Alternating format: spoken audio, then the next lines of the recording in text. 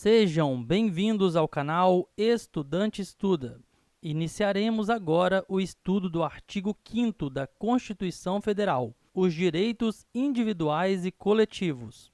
Iniciaremos pelo direito à vida, e ele tem duas concepções: o direito de manter-se vivo e o direito de ter uma vida digna.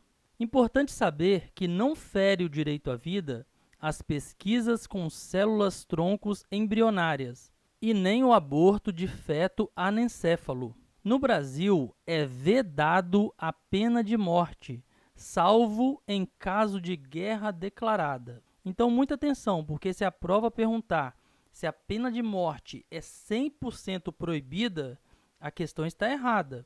A pena de morte é vedada, porém, há uma exceção: o caso de guerra declarada. O princípio da igualdade, ou também conhecido como princípio da isonomia, iguala homens e mulheres nos termos da Constituição.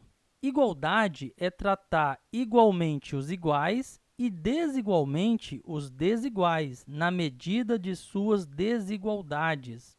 Por isso que é permitido a discriminação positiva.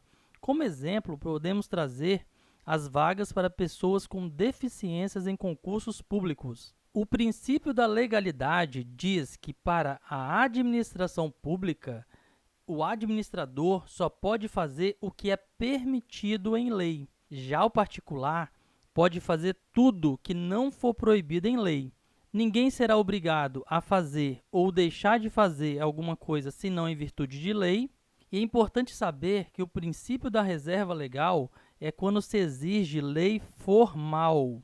Exemplo, a lei definirá algo. Sempre que tiver isso, a lei definirá, a lei vai traçar, enfim, coisas semelhantes, isso quer dizer que há exigência de lei formal. E nesse instante temos o princípio da reserva legal. Ninguém será submetido a tortura e nem a tratamento desumano e nem degradante. Temos aqui a liberdade de expressão. É livre a manifestação do pensamento, sendo vedado o anonimato. O direito de resposta será proporcional ao agravo e gerará indenização por dano material, moral ou à imagem. Quanto à liberdade profissional, é livre a expressão da atividade intelectual, artística, científica e de comunicação, independente de censura ou licença. Por fim, temos o direito à privacidade. Ele é aplicado mesmo para pessoas públicas, e a sua violação gera indenização por danos materiais, morais, e essas indenizações podem ser cumulativas. Vamos falar um pouco sobre religião. O Brasil é um país laico. Isso significa que não possui religião oficial. A assistência religiosa, nos termos da lei, será garantida nas entidades de internação civis e militares.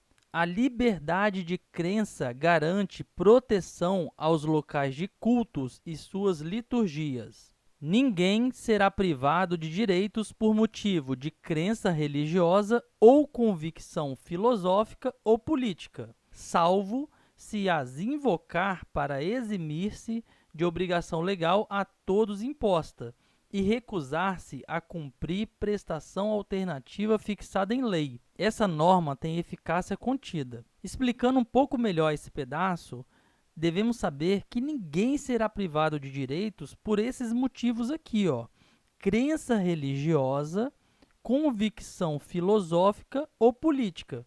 Porém, se o indivíduo utilizar da crença religiosa, da convicção filosófica ou política para se esquivar das obrigações legais que são a todos impostas e ainda se recusar a cumprir uma prestação alternativa que será fixada em lei, aí sim ele será privado de direitos. Vamos falar sobre casa e vamos interpretar de forma extensiva. Por exemplo, o local de trabalho vai ser considerado casa, Um quarto de hotel vai ser considerado casa. Então, nós vamos interpretar extensivamente a casa como locais de trabalho, quarto de hotel, enfim, local onde a pessoa se encontra habitualmente. A casa é asilo inviolável do indivíduo, essa é a regra. Não podendo ninguém entrar em sua casa sem a sua permissão, salvo a qualquer hora, durante o dia, durante a noite, não importa, no flagrante delito, em caso de desastre ou para prestar socorro. E aqui nós temos um detalhe, ó, só será permitido durante o dia por determinação judicial. Então, à noite, não pode adentrar-se à casa do indivíduo, mesmo com determinação judicial. Só poderá entrar à noite nesses casos aqui, ó, flagrante delito, desastre, prestar socorro.